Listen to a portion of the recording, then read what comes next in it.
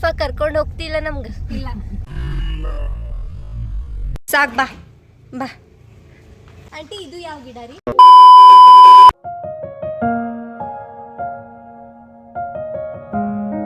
Hi, welcome back to my YouTube channel. ಇವತ್ತು Saturday ಅಲ್ಲ, ಅದಕ್ಕೆ ನಮ್ಮೂರ ಹತ್ರ ಇರೋ ಬಿಗುಡಿಯಲ್ಲಿ ಪವರ್ಫುಲ್ ಹನುಮಾನ್ ಟೆಂಪಲ್ಗೆ ಹೊಂಟಿವಿ. ಇವತ್ತು ನಾವು ಯಾರ್ಯಾರು ಹೊಂಟಿವಂದ್ರೆ ಇಕ್ಕಿ ನನ್ನ ಬೆಸ್ಟ್ ಫ್ರೆಂಡ್ ಪೂಜಾ ಮತ್ತು ಅವ್ರ ಮಮ್ಮಿ. ಸೊ ಬರ್ರಿ ಹೋಗಮ್ಮು, ಲೆಟ್ಸ್ ಗೋ.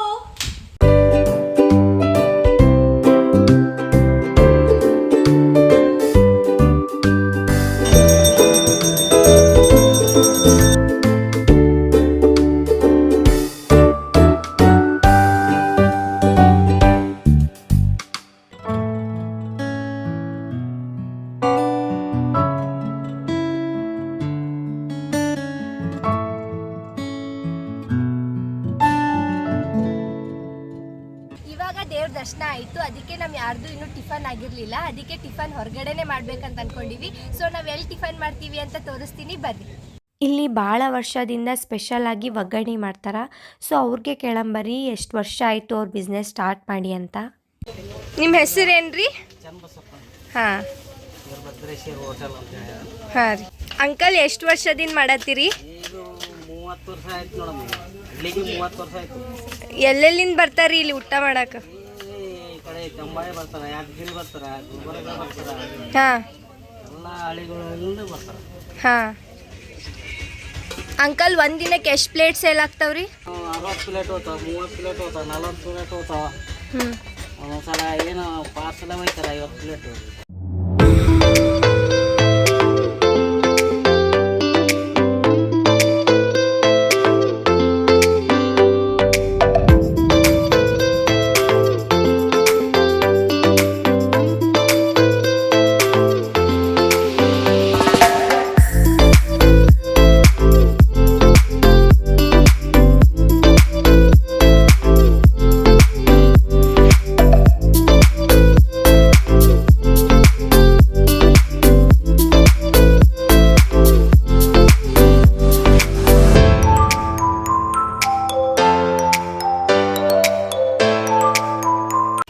ಬಿಸಿ ಬಿಸಿ ಗೋಗಿ ಒಗ್ಗರಣೆ ರೆಡಿ. ಟೇಸ್ಟ್ ಮಾಡಿ ನೋಡೋಣ ಬರ್ರಿ ಹೆಂಗಾಗಿ.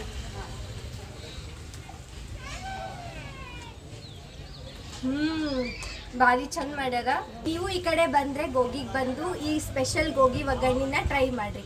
ಇವತ್ತು ಪೂಜಿನೇ ಕಾರ್ ಡ್ರೈವ್ ಮಾಡತ್ತಳ. ಪೂಜಿ ಸೇಫಾಗಿ ಕರ್ಕೊಂಡು ಹೋಗ್ತಿಲ್ಲ ನಮ್ಗೆ? ಇಲ್ಲ. ಫೈನಲ್ ಆಗಿ ರೀಚ್ ಆದ್ವಿ. ನಮ್ಗೆ ಸೇಫಾಗಿ ಕರ್ಕೊಂಬಂದಿದ್ದಕ್ಕೆ ಥ್ಯಾಂಕ್ ಯು. ಸಾಕು ಬಾ ಬಾ. ಇವಾಗ ದರ್ಶನ ಆಯಿತು, ಮತ್ತೆ ಟಿಫನ್ ಆಯಿತು, ಮತ್ತೆ ನಾ ಅವ್ರ ಮನೆಗೆ ವಾಪಸ್ ಬಂದೆ. ಆಂಟಿ ಭಾಳಷ್ಟು ಪ್ಲ್ಯಾಂಟ್ಸ್ ಎಲ್ಲ ಬೆಳೆಸ್ಯಾರ. ಸೊ ಯಾವ್ಯಾವ ಪ್ಲ್ಯಾಂಟ್ಸ್ ಬೆಳೆಸ್ಯಾರ ಅಂತ ಆಂಟಿ ಕೇಳಮ್ಮು ಬರ್ರಿ.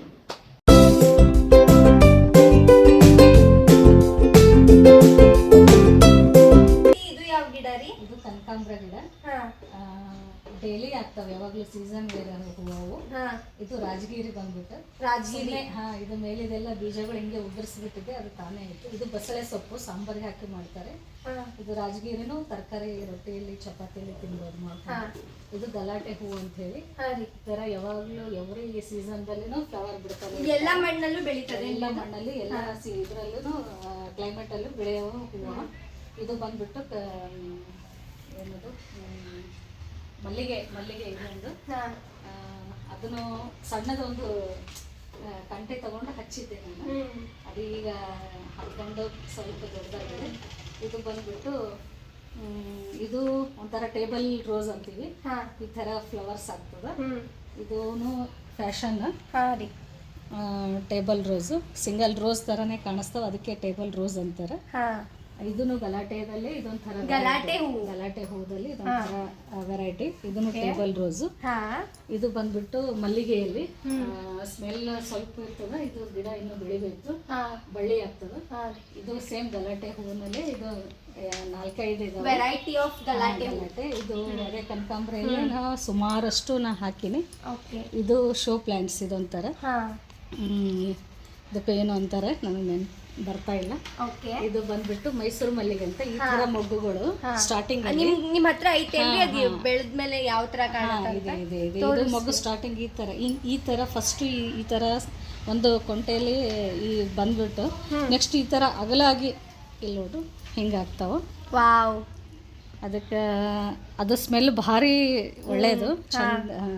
ಅದು ಹೂನು ಇಡ್ಬೋದು ಶಿವನಿಗೆ. ಇದು ಬಂದ್ಬಿಟ್ಟು ಪಿಂಕ್ ದಾಸವಾಳ. ಅದು ಈಗ ಸದ್ಯ ಹೊಸದಾಗಿ ಇವಾಗ ರೀಸೆಂಟ್ ಆಗಿ ಹಚ್ಚಿದೆ. ಇದು ಈ ಕಲರ್ ಆಗ್ತದೆ. ಓಕೆ. ಪಿಂಕ್ ದಾಸವಾಳ.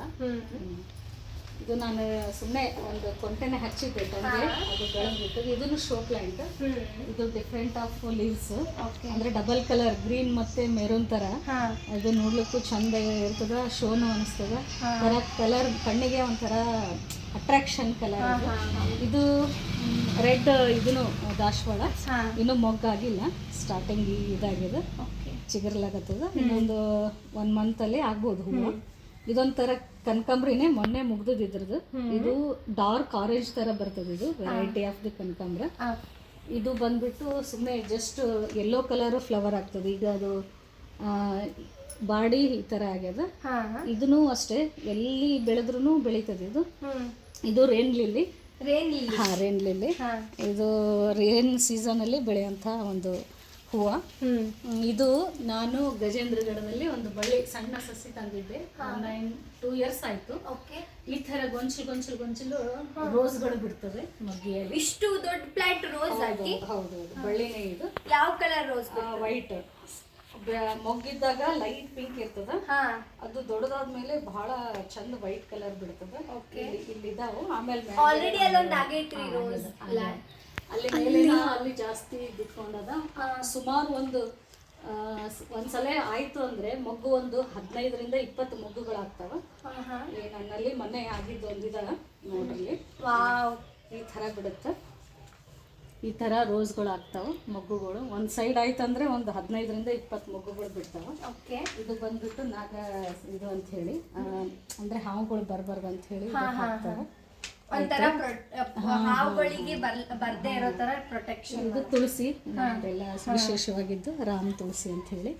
ಇದು ನಾವು ಪೂಜೆಗೆ ಇಟ್ಕೊಂಡಿವಿ, ಬಳಸ್ತೀವಿ. ಇದು ಬಂದ್ಬಿಟ್ಟು ಸಂಜೆ ಮಲ್ಲಿಗೆ ಅಂತ ಹೇಳಿ, ಸಾಯಂಕಾಲ ಆಗ್ತದ. ಇದು ದುಂಡು ಮಲ್ಲಿಗೆ ಬಳ್ಳಿ.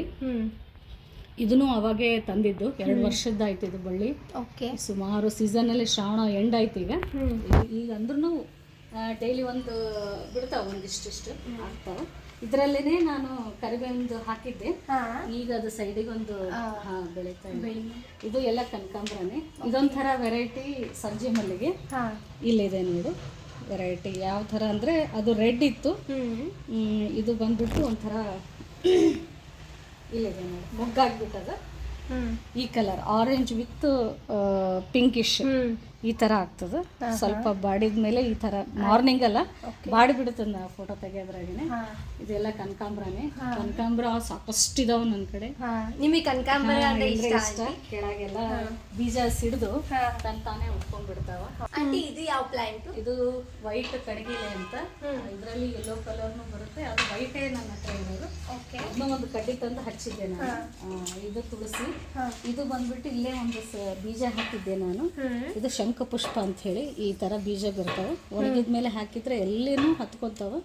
ಪರ್ಪಲ್ ಫ್ಲವರ್ ಆಗ್ತಾ ಇದ್ದು ಶಿವನಿಗೆ ಬಹಳ ಇಷ್ಟವಾದ ಹೂವು. ಆಮೇಲೆ ಹೊರಗಡೆ ಹಚ್ಚಿನಿ ಲೈನ್ ಆಗಿ, ಹಿಂದೆ ಬ್ಯಾಕ್ ಸೈಡ್ ಎಲ್ಲ ಹಚ್ಚಿನಿ ಬಾಲ್ಕನಿಯಲ್ಲಿ. ಇದೇ ಸುಮ್ಮನೆ ಇಷ್ಟ ಅಂತ ಹೇಳಿ. ನಿಮ್ಗೆ ಹಿಂಗೆಲ್ಲ ಪ್ಲಾಂಟ್ಸ್ ಎಲ್ಲ ಬೆಳೆಸ್ಬೇಕಂತ ಯಾವಾಗಿಂದ ಇಷ್ಟ? ನನಗೆ ಮೊದಲಿಂದನೂ ಪ್ಲ್ಯಾಂಟ್ಸು, ಗಿಡ ಮರ ಅಂದರೆ ತುಂಬ ಇಷ್ಟ. ನಾನು ಸ್ವಂತ ಮನೆ ಆದಮೇಲೆ ಹಚ್ಚಬೇಕು. ಜಾಗ ಸ್ವಲ್ಪ ಶಾರ್ಟೇಜ್ ಇರುತ್ತೆ ಬಾಡಿಗೆ ಮನೆಯಲ್ಲಿ ಅಂತ ಅಂದ್ಕೊಂಡು ಸ್ವಂತ ಮನೆ ಆಗಬೇಕು, ಜಾಗ ಬಿಡಬೇಕಂತ ಈ ಥರ ಸ್ಕ್ವಯರ್ ಆಗಿ ನಾನು ಬಿಟ್ಕೊಂಡು ಐಡಿಯಾ ಮಾಡಿ ಮನೆಯವರು ಪ್ಲ್ಯಾನ್ ಮಾಡಿ ಆ ಥರನೇ ಬಿಡಬೇಕು, ನನಗೆ ಗಿಡಗಳು ಬೇಕು ಅಂಥೇಳಿ ಆ ಥರ ಬಿಡಿಸ್ಬಿಟ್ಟಿದೆ ಕಟ್ಟುವಾಗಲೇ.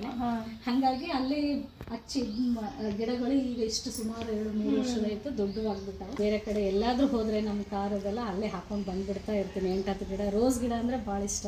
ಅವು ನಮ್ಮ ಸೈಡಲ್ಲಿ ಎಲ್ಲ ಬೇಸಿಗೆ ಇರೋದ್ರಿಂದ ಈ ಕಡೆ ಸಮ್ಮರ್ ನಮ್ಮ ಏನದ ನಮ್ಮದು ಏರಿಯಾ ಎಲ್ಲ ಸಮ್ಮರ್ ಇದು ಬಿಸಿಲಿನ ಪ್ರದೇಶ ಇರೋದ್ರಿಂದ ಅವು ಸರಿಯಾಗಿ ಬರಂಗಿಲ್ಲ. ಪಾಟ್ನಾಗೆ ನಾನು ಹೆಚ್ಚು ಹಾಕಿದ್ದೆ, ಅದು ಬಳ್ಳಿ ಒಂದೇ ಸಕ್ಸಸ್ ಆಗಿ ಈಗ ಹೂ ಕೊಡ್ತಾ ಇದೆ. ಅದು ಬಿಟ್ಟರೆ ಬೇರೆ ಎಲ್ಲ ಒಣಗಿ ಹೋಗ್ಬಿಟ್ಟಿದ್ದಾವೆ. ಸುಮಾರು ಒಂದು 40ರಿಂದ 50 ರೋಸ್ ಗಿಡಗಳು ನನಗೆ ಹಾಳಾಗಿದೆ. ಅಂದ್ರೂ ನಾನು ಬಿಟ್ಟಿಲ್ಲ, ಹಂಗೆ ತರ್ತಾನೆ ಇರ್ತೀನಿ. ಸೀಸನ್ದಾಗ ತಂದು 4-5 ಹಚ್ತಾ ಇರ್ತೀನಿ. ಅದೊಂದು ಸಕ್ಸಸ್ ಆಗಿದೆ ಅಂತ ಹೇಳ್ಬೋದು. ಇದು ದಾಸವಾಳಮ್ಮ, ಇದು ಬಂದು ಸ್ಮಾಲ್ ಸೈಜ್ ಆಗ್ತದೆ. ಇದನ್ನು ಅಷ್ಟೇ ಪಾಟ್ನಾಗ ಹಾಕ್ಬೋದು.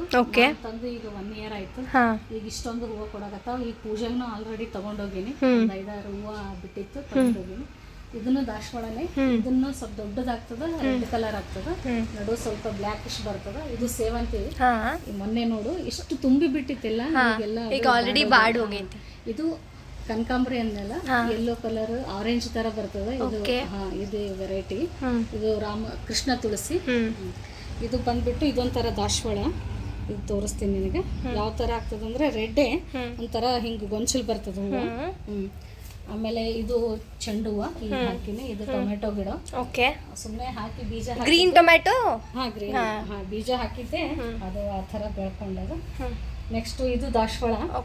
ಇದನ್ನು ಯಾವ ತರ ಅಂದ್ರೆ ಇಲ್ಲಿ ಬಿಟ್ಟ ನೋಡಿ ಮೊಗ್ಗುಗಳು. ಈಗ ಬಿಟ್ಟ ಯೆಲ್ಲೋ ಕಲರ್ ದಾಸವಾಳ. ಯೆಲ್ಲೋ ಕಲರ್ ಈ ತರ ಆಗಿದೆ. ಇದು ಮೊಗ್ಗಿಗೆ ಆಲ್ರೆಡಿ ಬಿಟ್ಟದ. ಇದು ನಾಡಿದ್ದು ಅರಳಿ ಬಿಡ್ತದೆ. ಈಗ ಇದನ್ನು ಅಷ್ಟೇ ಬಾಟಲ್ ನೋಡು. ಈ ಬಾಟಲ್ ನ ನೀವೇ ಪೇಂಟ್ ಮಾಡಿರಿ? ಹೌದು, ಪೇಂಟಿಂಗ್ಸ್ ಅಂತ ಮೊದಲನೇ ಇಷ್ಟ ತುಂಬಾ. ಹಾಗಾಗಿ 5 ಲೀಟರ್ ಬಾಟಲ್ನಾಗೆ ಮೇಲಿಂದ ಅರ್ಧ ಭಾಗ ತೆಗೆದು ಅದು ಇನ್ನೊಂದು ಗಿಡ, ತೆಳಗಿಡದನ್ನು ಹಿಂಗ ಈ ತರ ಸ್ಟ್ಯಾಂಡ್ ಬರ್ತದ. ಇದು ಒಂಥರ ಸ್ಟ್ಯಾಂಡ್ ಇದ್ದಂಗ. ಅದು ಇದಕ್ಕೂ ಕೂಡ ಒಂದು ಸಣ್ಣ ಯೆಲ್ಲೋ ಕಲರ್ ಗಿಡ, ಇದು ಫ್ಲವರ್ ಪರ್ಪಲ್ ಆಗ್ತದೆ. ಇದನ್ನು ಯಾವಾಗ್ಲೂ ಆಗ್ತದೆ ಇದೇ ನೆಲಿಬೇಕಲ್ಲೇ. ಇದು ರೇನ್ ಲಿಲ್ಲಿ ಮೊನ್ನೆ ಆಗಿ ಒಣಗ್ಯದ ನೋಡಿ. ಈ ತರ ವೈಟ್ ಆಗ್ತದ. ಅದ್ರ ಪಿಂಕು ಬರ್ತದ, ಯೆಲ್ಲೋ ಬರ್ತದ, ರೇನ್ ಲಿಲ್ಲಿ. ಸೇವಂತಿ ಹಚ್ಕೋಬಹುದು. ಈ ತರ ಸಣ್ಣ ಫಾಟುಗಳು, ಈ ತರ ಜಗ್ಗುಗಳು ನಮ್ಮ ಮನೆಯಲ್ಲಿ ಪೇಂಟ್ ಮಾಡಿ ಉಳಿದಿರೋಂಥ 1 ಲೀಟರ್ 2 ಲೀಟರ್ ಜಗ್ಗುಗಳು. ಇದರಲ್ಲಿನೂ ಕನಕಾಂಬರ ಹಚ್ಕೋಬಹುದು. ಅಲೋವೆರಾ, ಇದು ಯಾವಾಗ್ಲೂ ನಮಗೆ ತಂಪು ಏನಾದ್ರೂ ಹೀಟ್ ಆದ್ರೆ ಮೇಲೆ ಕೂದಲಿಗೆ, ಹೇರ್ಸ್ಗೆ ತುಂಬಾ ಒಳ್ಳೇದು. ಹೌದು. ಇದು ಬಂದ್ಬಿಟ್ಟು ಶೋ ಪ್ಲಾಂಟ್. ಇದೊಂಥರ ಸಣ್ಣ ಪಿಂಕ್ ಹೂವು ಆಗ್ತವೆ. ಇದನ್ನು ಅಷ್ಟೇ ಅಲೋವೆರಾ. ಆಂಟಿ ಮನಿ ಸುತ್ತಮುತ್ತ ಬಿಟ್ಟು ಮನಿ ಹೊರಗಡೆನೂ ಹಚ್ಚಾರ. ಸೊ ಇಲ್ಲಿ ಯಾವ್ಯಾವ ಗಿಡ ಹಚ್ಚಾರ ಅಂತಾನು ಕೇಳಮು. ಆಂಟಿ ಇದು ಯಾವ ಗಿಡ ರೀ? ಇದು ವೈಟ್ ಕಣಗಿಲೆಮ್ಮ. ಈ ತರ ಆಗ್ತದ.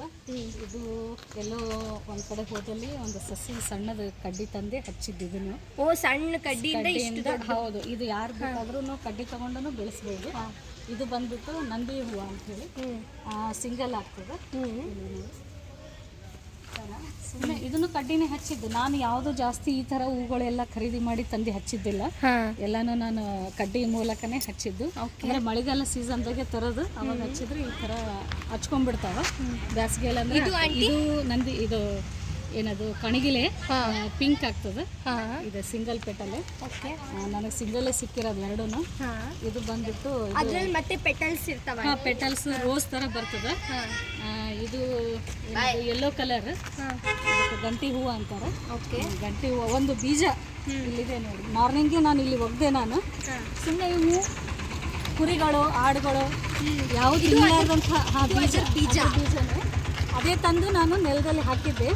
ಅದು ತಾನೇ ಬಿಡ್ಕೊಂಡು ಬೆಳೆದು ಇಷ್ಟು ದೊಡ್ಡ ಮರ ಆಗಿ ಈಗ ಹೂವು ಡೈಲಿ ಪ್ರತಿ ವಾಕಿಂಗ್ ಹೋದವರು ಕೂಡ ನಮ್ಮ ಮನೆ ಮುಂದ್ಗಡೆ ಹೂವು ಹರ್ಕೊಂಡು ಪೂಜೆಗೆ ನಾವು ಪೂಜೆ ಮಾಡೋದಲ್ಲದೆ ಇನ್ನೊಬ್ರಿಗೂ ಬೇಕಾಗ್ತದೆ ಅನ್ನೋದು ನನಗೆ ತುಂಬ ಖುಷಿ ಆಯಿತು.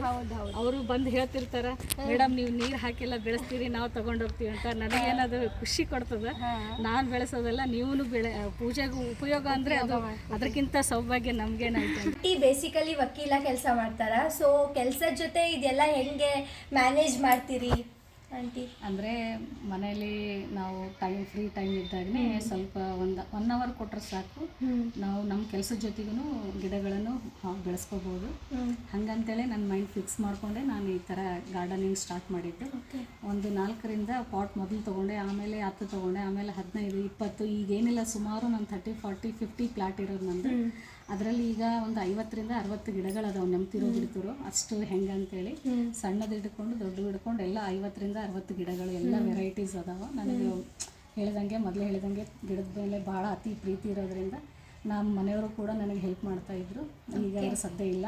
ಹಾಗಾಗಿ ಅವ್ರೂ ಪ್ರಯತ್ನಪಟ್ಟು ಕೆಲಸ ಮಾಡಿ ಮನೆ ಸ್ಟಾರ್ಟಿಂಗ್ ಈಗ 5 ವರ್ಷ ಆಯಿತು ನಾವು ಇಷ್ಟೆಲ್ಲ ಮಾಡಿಬಿಟ್ಟಿನಿ.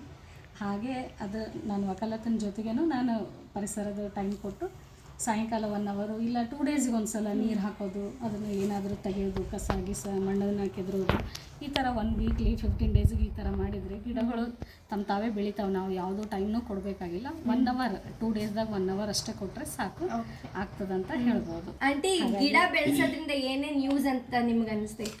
ನೋಡಮ್ಮ, ಈಗಿಂದ ಆಧುನಿಕ ಪ್ರಪಂಚದಾಗ ಏನದ ಗಿಡಗಳ ಮನುಷ್ಯನಿಗೆ ಈ ಕೊರೋನಾ ಬಂದೆಲ್ಲ ಪಾಠ ಕಲಿಸ್ಬಿಡ್ತು. ಏನು ಮುಖ್ಯ ಅಂದರೆ ಮನುಷ್ಯನಿಗೆ ಆಸ್ತಿ ಹಣ ಯಾವುದೂ ಮುಖ್ಯ ಅಲ್ಲ, ಬೇಕಾಗಿರೋದು ಪರಿಸರ. ನಾವು ಪರಿಸರ ಚೆನ್ನಾಗಿಟ್ಕೊಂಡ್ರೆ ನಮ್ಗೆ ಅದ್ರದ್ದು ಏನಂತೀವಿ ವಾಯು ಆಕ್ಸಿಜನ್ ನಮಗೆ ಬೇಕೇ ಬೇಕು. ಉಸಿರಾಟದ ಎಷ್ಟು ತೊಂದರೆ ಆಯ್ತಲ್ಲ, ಒಂದೊಂದು ಗ್ಯಾಸ್ ಸಿಲಿಂಡರ್ದು ನಾವು ತಗೋಬೇಕಾದ್ರೂ ಎಷ್ಟೆಷ್ಟು ಸಾವಿರಗಟ್ಟಲೆ ಲಕ್ಷಾನುಗಟ್ಟಲೆ ಕೊಟ್ಟರು ಕೂಡ ಅವತ್ತು ಸೀಸನ್ ಒಂದು ಆ ಟೈಮಲ್ಲಿ ಸಿಗ್ತಾ ಇರಲಿಲ್ಲ. ಹಾಗಾಗಿ ಬೇವಿನ ಮರ ಪ್ರತಿಯೊಂದು ನಾವು ಹೊರಗಡೆ ಹಚ್ಚಬೇಕು. ಅದರಿಂದ ಆಲದ ಮರ ಎಷ್ಟು ಆಕ್ಸಿಜನ್ ನಮಗೆ ಕೊಡ್ತದಂದರೆ ಅದು ಅತಿ ಹೆಚ್ಚು ಆಕ್ಸಿಜನ್ ಕೊಡೋದಂದರೆ ಆಲದ ಮರ, ಬಿಟ್ಟರೆ ಬೇವಿನ ಮರ, ಬೇರೆ ಗಿಡಗಳು. ಆದರೆ ಪರಿಸರ ಯಾಕೆ ಬೇಕು ಅಂತಂದರೆ ನಾವು ಎದ್ದ ತಕ್ಷಣವೇ ಗ್ರೀನ್ರಿ ಹಸಿರು ನೋಡಬೇಕು. ಅಂದರೆ ಅದ್ರ ಫ್ರೆಶ್ನೆಸ್ ನಾವು ಬೆಳಗ್ಗೆಯಿಂದ ಸಾಯಂಕಾಲ ತನೂ ಎನರ್ಜಿಯಾಗಿ ಒಂಥರ ಅಟ್ರಾಕ್ಟಿವ್ ಪಾಸಿಟಿವ್ ಪಾಸಿಟಿವ್ ನಮ್ಮದು ಬಲ್ಲಿ ಬರ್ತದೆ ಗುಣಗಳು. ಹಾಗಾಗಿ ಪರಿಸರ ಬೇಕೇ ಬೇಕು. ಗಿಡಗಳಿದ್ರೇ ನೋಡು ಎಷ್ಟು ಚಂದ ಅನಿಸ್ತದೆ. ಅದೇ ಗಿಡ ಇರಲಿಲ್ಲ ಅಂದರೆ ಒಂಥರ ಬಿಕೋ ಅನ್ನಿಸ್ತದೆ. ನಾವು ಸುಮಾರು ಜನ ನಮ್ಮ ಫ್ರೆಂಡ್ಸ್ಗಳಿಗೆ, ಬೇರೆಯವರಿಗೆ, ಕೊಲೀಗ್ಸ್ಗೆ ಎಲ್ಲರಿಗೂ ಸಸಿಗಳು, ಬೀಜಗಳು ಎಲ್ಲ ಕೊಡ್ತಾ ಇರ್ತೀನಿ. ನಾನು ತಂದು ಹಾಕ್ತಿರ್ತೀನಿ. ನನಗೆ ಗಿಡಗಳಂದ್ರೆ ಅದು ಇಷ್ಟ. ಸೊ ಯಾರ್ಯಾರೆಲ್ಲ ನೋಡತ್ತಾರ ಅವ್ರಿಗೆ ಏನು ಹೇಳಕ್ಕೆ ಇಷ್ಟಪಡ್ತೀರಿ? ಏನೂ ಇಲ್ಲ, ನನ್ನಂತಲ್ಲ, ಒಂದು 30-40 ಇರಲಿ, ಅದರಲ್ಲೇ ನಾವು ಸ್ವಲ್ಪ ಆದ್ರೂ ಸ್ವಲ್ಪ ಪರಿಸರಕ್ಕೆ ನಮ್ಮ ಜಾಗ ಮೀಸಲಿಟ್ಟು ಗಿಡಗಳಿಗೆ ಅಂತಾನೆ ಅದರಲ್ಲಿ ಹೇಳಿದೆ ಪರಿಸರದ. ಯಾಕಂದರೆ ಮನೆಯಲ್ಲಿ ಗಿಡಗಳು 30-40 ಇದ್ರೂ ಕೂಡ ಒಂದು 10-20 ಗಿಡ ಇರಲೇಬೇಕಂತ. ಆ ಥರ ಒಂದಿದ್ದಾಗ ಸಿಚುವೇಶನ್ ಈಗ ಹೆಂಗಾಗಿದೆ ಅಂದರೆ ಎಲ್ಲನೂ ಮನೆಗಳಾಗ್ಬಿಡಕತ್ತವ. ಜಾಗ ಇಲ್ಲ ಅಂತ ಅನ್ಕೋಬೇಡ್ರಿ, ಟೆರೆಸ್ ಮೇಲಾದರೂ ಮಾಡ್ಬೋದು. ನಾವು ಮನಸ್ಸು ಮಾಡಿದರೆ ಏನೂ ಸಾಧ್ಯನೇ ಎಲ್ಲನೂ. ಹಾಗಾಗಿ ನೀವು ಕೂಡ ಬೆಳೆಸ್ರಿ ಗಿಡಗಳನ್ನು, ಪರಿಸರ ಉಳಿಸ್ರಿ. ನಿಮ್ಮಿಂದ ಇನ್ನೊಬ್ಬರು ಬೇರೆಯವ್ರಿಗೂ ನಿಮ್ಮ ಒಂದು ಭಾವನೆ ಬೆಳೀತದೆ, ನಿಮ್ಮ ಒಂದು ಕ್ರಿಯೇಟಿವಿಟಿ ಅವ್ರಿಗೂ ಇಷ್ಟ ಆಗ್ತದೆ ಅಂತ ಹೇಳ್ತಾ ನಾನು ಥ್ಯಾಂಕ್ ಯು ಆಂಟಿ, ಮಾಡ್ರಿ ಅಂತ. ಸೊ ನಾನು ಇವಾಗ ಮನೆಗೆ ಬಂದೆ. ಐ ಹೋಪ್ ನಿಮಗೆಲ್ಲ ಈ ವಿಡಿಯೋ ಇಷ್ಟ ಆಗೈತೆ ಅಂತ ಅನ್ಕೋತೀನಿ. ಇಷ್ಟ ಆಗಿದ್ದರೆ ಲೈಕ್ ಮಾಡಿರಿ, ಶೇರ್ ಮಾಡಿರಿ. ಹಾಗೆ ನನ್ನ ಚಾನಲ್ ಸ್ನೇಹ ಡೈರೀಸ್ನ ಸಬ್ಸ್ಕ್ರೈಬ್ ಮಾಡೋದನ್ನ ಮರಿಬೇಡಿ. ಮತ್ತು ನೆಕ್ಸ್ಟ್ ವಿಡಿಯೋ ಜೊತೆ ಸಿಗ್ತೀನಿ. ಅಲ್ಲಿವರೆಗೂ ಬಾಯ್.